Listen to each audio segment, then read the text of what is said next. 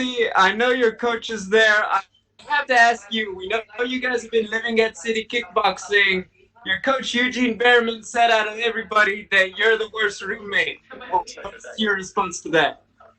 Well, I mean, he's a pretty shit roommate from all the years I've roomed with him in hotels. So there's a reason I don't room with him anymore in hotels.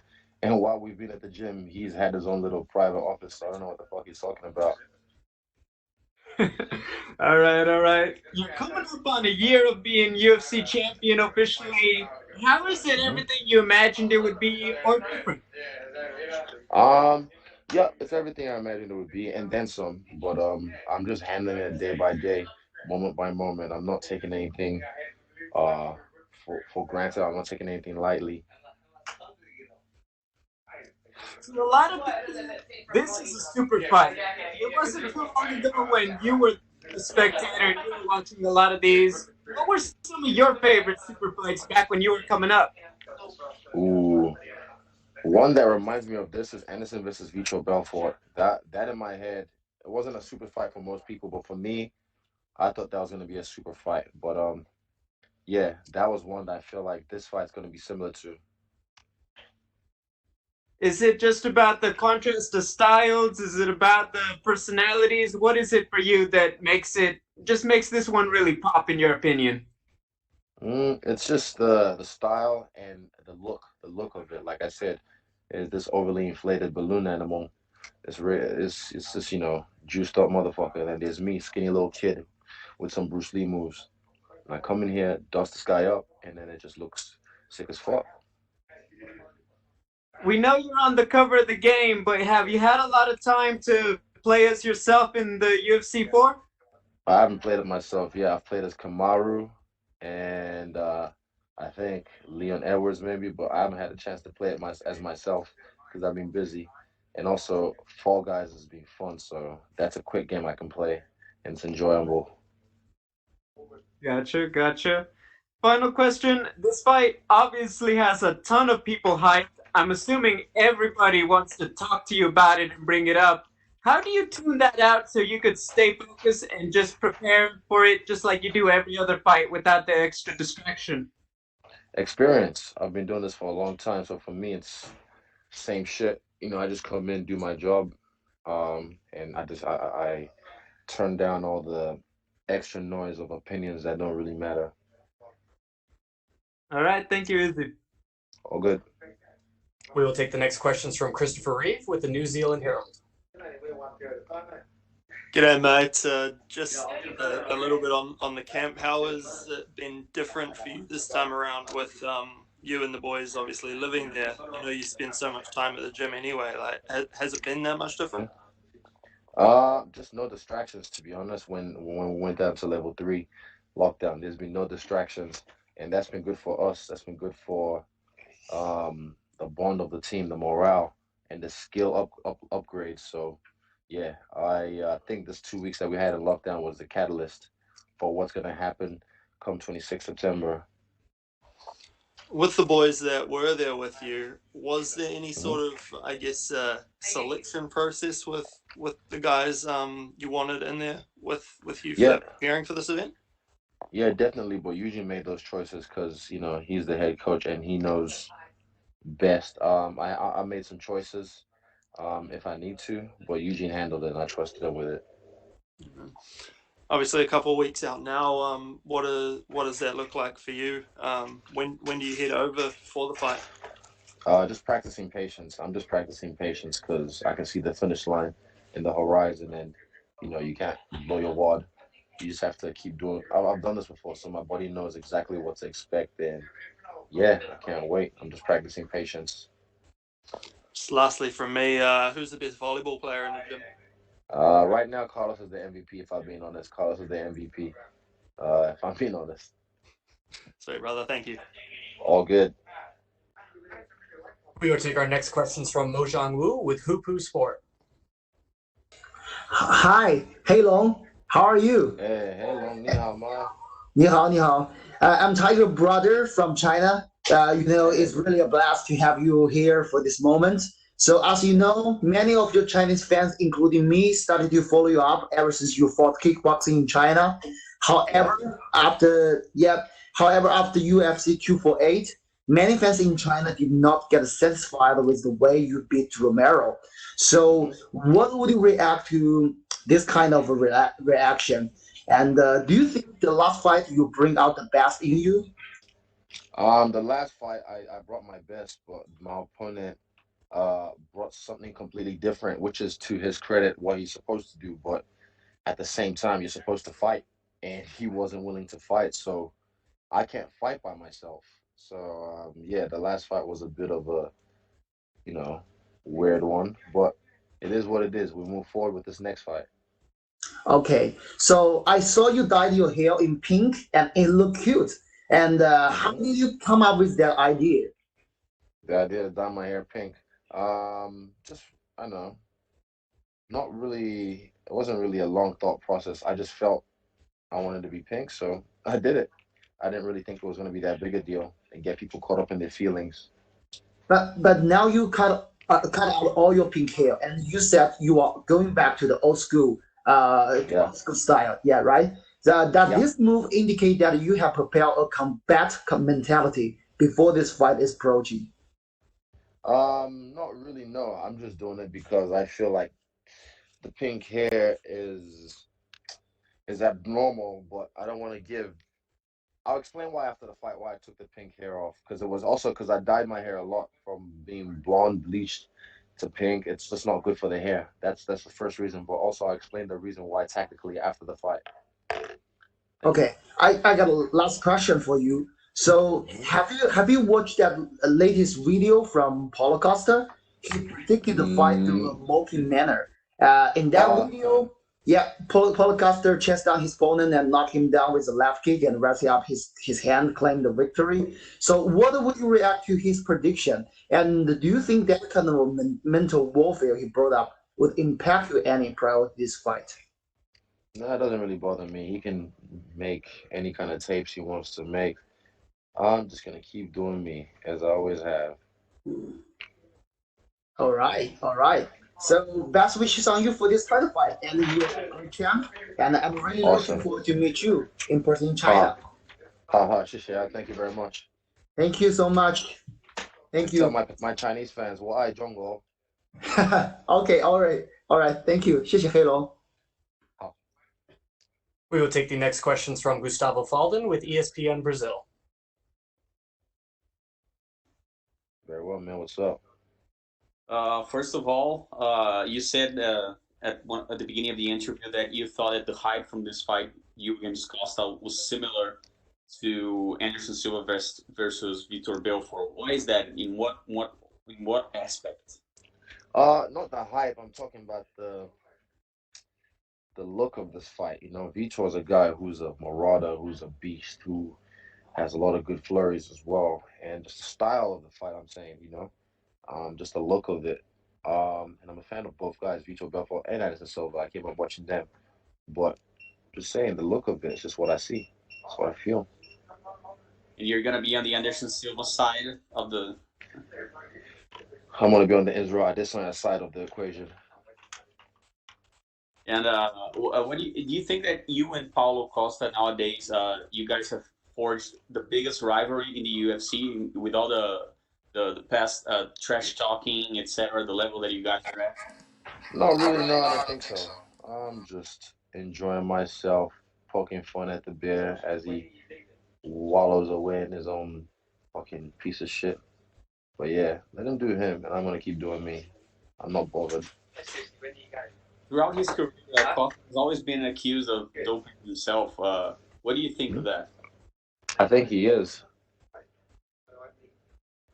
And does that worry you for the fight?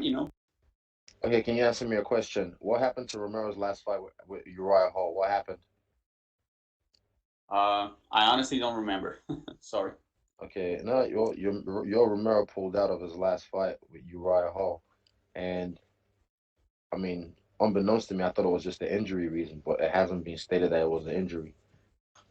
And there's yeah, I'll just leave that as allegedly, but some things are not being spoken for that should be spoken for, but no one's asking the right questions. I don't really like, it doesn't bother me. I beat Romero. If something comes out and he popped, I still beat him when he was juicing. So I said this about Costa. I'm gonna pop him before USADA does, and I plan on doing just that. And what's the strategy to fight a guy like Costa? Fuck him up. Okay, appreciate it, Israel. Good luck on a fight. My man. Thank you, sir. We will take the next question from Clay Wilson with RNZ. Izzy, how are you, mate? What's up, man? Hey, just wondering, especially coming off the back of what happened in the Romero fight, what does a potential victory represent to you in this fight? Good question. What does a potential victory represent to me? For me, I just feel like Roy Jones Jr. when he said, "Y'all must have forgot," and this is only after one fight, that this didn't live up to what I expected it to be, because I expected it to be a finisher. Yeah, I just feel like Roy Jones Jr. when he said that, "Y'all must have forgot." What about in terms of the balance between wanting to get the win, but also, I'm assuming, part of you wants to make something of a statement after that fight, or like you say, prove what you do have? Nah, I just worry about just expressing myself, having fun. Winning just comes with that, to be honest. But I don't really worry about. I definitely want to win. Don't get me wrong. I love winning, but it doesn't like take most of the thought of my time. I think about expressing myself. Like, this is how I want to express myself in this fight. And when I do that, like I said, when I'm having fun, I'm the best in the world. So that's what I really focus on. I want to express myself and have fun. And just lastly from me, obviously no one got what we expected from Romero in that fight. Do you think there's any chance that we don't all get what we expect from Costa in this fight?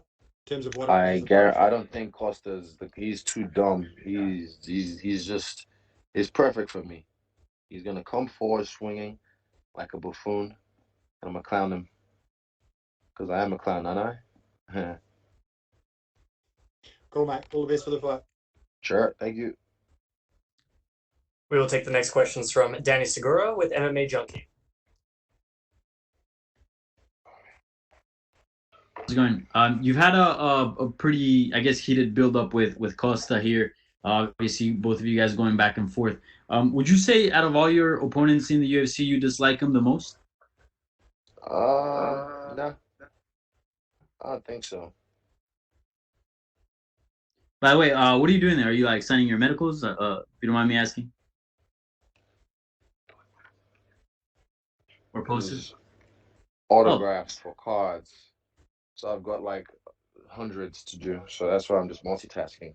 If you want to be the best in this game, you want to be that household name, this is the shit you have to do. Of course. And, Costa here, another striker, and you're no stranger to taking on some of the best strikers in the UFC, Anderson Silva, Robert Whitaker. Where would you rank him among the strikers that you faced prior? Bro, even in kickboxing, he's not one of the best. I faced way better strikers, so that's not even close. In the UFC, strike might be maybe I've had like how many fights? I don't know. He's definitely not the best fighter. I feel like Silva's a better striker than him. Whitaker is a different striker than him, but can be better. Yeah, he's definitely not the best striker I fought. For sure. He's dangerous though. That's one thing you have to remember. He's dangerous. But he has to remember, so am I. Yeah. And lastly, it was announced that John Jones is moving up to heavyweight. I know at one point when he was at light heavyweight, there was some traction there and some trash talk, and a lot of people were maybe hoping of a potential fight between you two. With this news, do you kind of see that possibility as kind of dwindling down, or do you still have that in mind that potentially one day you guys can throw down? Nope, still have that in mind. That's still part of my plan. But just ask you this: how many years has John Jones been in the UFC? Long time. Exactly, and he only just moved up in weight, right? Mm-hmm. So why would he or anyone else expect me to move up in weight when I just got the belt, rather than defend my belt like he has and create a legacy before jumping up in weight? So I'm sticking to my plan. I'm never gonna let anyone make me fold or make a move ahead of schedule, and I'm sticking to that plan. Yeah, for sure. All right, best of luck. Thank you. Thank you. We will take the next questions from Guy Havelt with One News. Hey Israel, thanks for doing this. Just All on good. that signing stuff, how much of that do you have to do on like a daily or weekly basis? Weekly not so much, but this is for a company, Tops Cards. These can I get a give me a just to show them an example of one of the Tops Cards. So this is the ones I signed on the cards, but then some of these ones I signed on the sticker that they put on. That's the other version. But yeah. So it's this is just work. And if you don't mind me asking as well, you've been quite outspoken, I suppose, about racism in New Zealand. There's a lot of racism, I suppose, around America and a lot of issues there. Do you, I suppose, in a walkout to a fight or anything like that, do you use it as an advantage to kind of take a stand against that sort of thing? We've seen it in the NFL and in the NBA and that sort of thing. Do you use?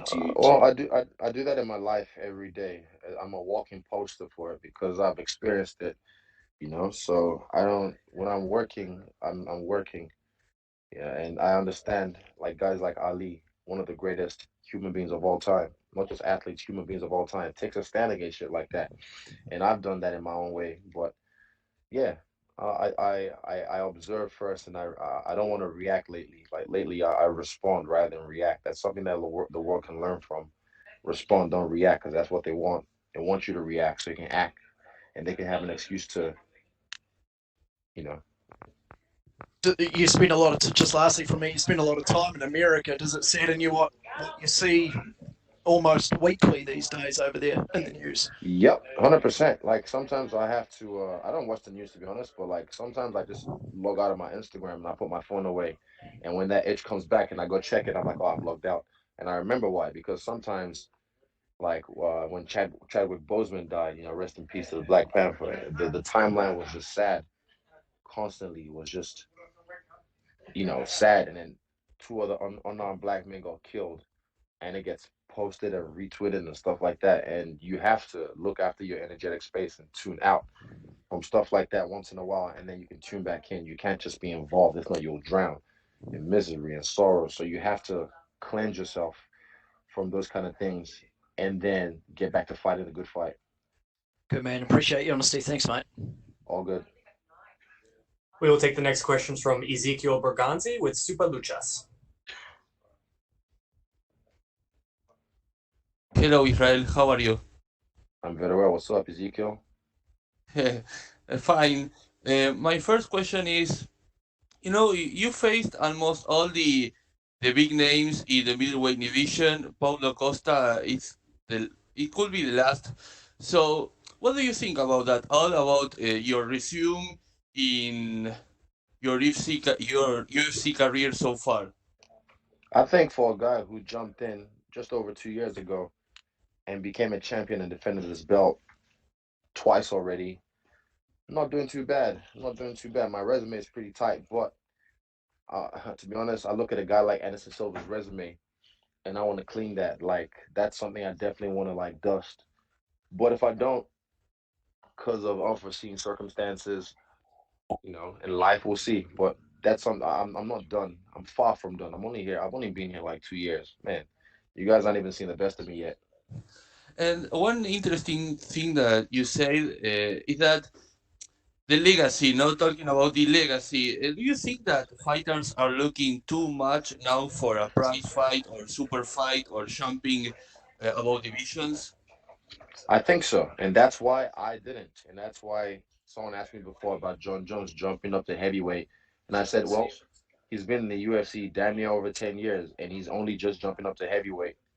And everyone's expecting me to do it after 2 years. It's like, dude, I want to do what got me to the dance because the division was held up for so long. So I want to do what got me to the dance and just keep fighting in my division and defending my belt and creating that legacy, and then you jump up along the way, like the way a guy like Anderson Silva did. And today was a couple of hours ago the UFC Media Day between Michelle Waters and Angela Hill, and she is the first African American woman to headline an UFC event. So, what do you think about all these achievements for black athletes in this particular year that black athletes are really taking a stand against racism, like the NBA players? What do you think about all this context and you being such an important figure now for black people and sports in general? I think it's dope. I think athletes, not just black athletes, but every athlete should take a stand against what's happening right now in the world. Not just with racism, but fuck, there's racism's been around for so long. Mhm. We've always known about it, but there's shit we don't know about that we're just finding out about that's gonna come out, and it's interesting watching the way this is the best TV show to watch right now for me is Earth. The Earth right now is a very interesting TV show, but I'm grateful to be in New Zealand enjoying it. It's still fucked up just watching what's happening, but like I said, I'm grateful to be in New Zealand enjoying the show. And my last question is about a show. Today I finished the Last Airbender again. So, if you, since you're a big fan too, if you have to Of compare, Avatar. yeah, if you have to compare a fight from Avatar to this one that you are having soon, Ooh, which one will you compare to? fuck, that's a good question. That's a good question. If I had to compare, hold up. If I had to compare a fight, uh, damn, I want to say, I want to say Toph. Toph's introduction when she was fighting in the tournament, when she was the blind bandit and she was fighting in underground tournaments, how she was just smoking everyone. That's how I feel this fight's gonna look, just easy. Thank you very much and good luck on your fight. Cool, thank you. We will take the next question from Damon Martin with MMA Fighting.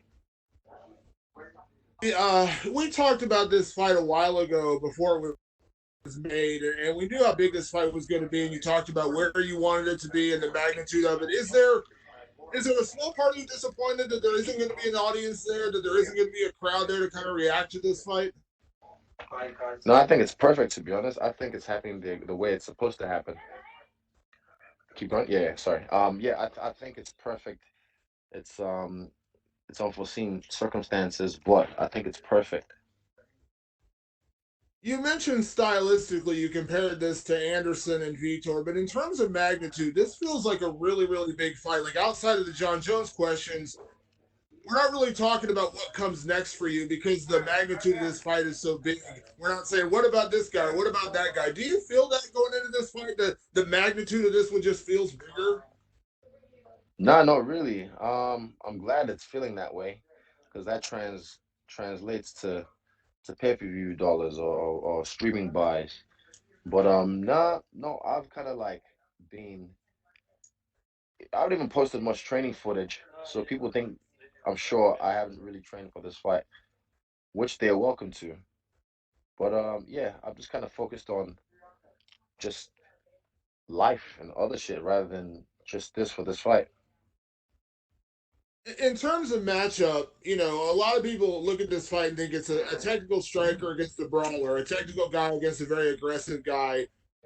And I know you talked about, picking apart and seeing a lot of ways you can beat Paulo Costa, but you still have to be, you have to be aware of a guy like that, like him throwing those haymakers and things like that. Even though Mm-hmm. technically you're the more sound fighter, you still have to be aware of that. 100%. Like I said, he's a dangerous man. I said that just before as well. He's a dangerous man, but so am I. And what's gonna be his downfall is his his lacklusterness when it comes to me. He thinks like, oh, he's just gonna walk through whatever I throw at him. All right, I welcome him to try. And Oh, sweet. last thing from me, you mentioned Two more. you mentioned your legacy and the things you're doing, in this sport. You mentioned Anderson Silva. I'm sure you've heard Anderson probably having his retirement fight at the end of October. I know as a guy you respected a lot when you fought him. Mm. What would it mean to you to be able to kind of approach those kind of records and do the kind of things that Anderson did and top those in your career? It's history. That'd be special. That is what I'm aiming for. He is the greatest middleweight of all time so far. But now I'm here, and I fought him, and I've beat him, and I'm racking up my own XP points for my legacy, and it's been an honor, man, watching him do his thing. And I'm glad Uriah Hall stylistically, that's a dope fight to have. I thought I would have been a good send-off for him, like I said. He brought me to the game, so I would have taken him out.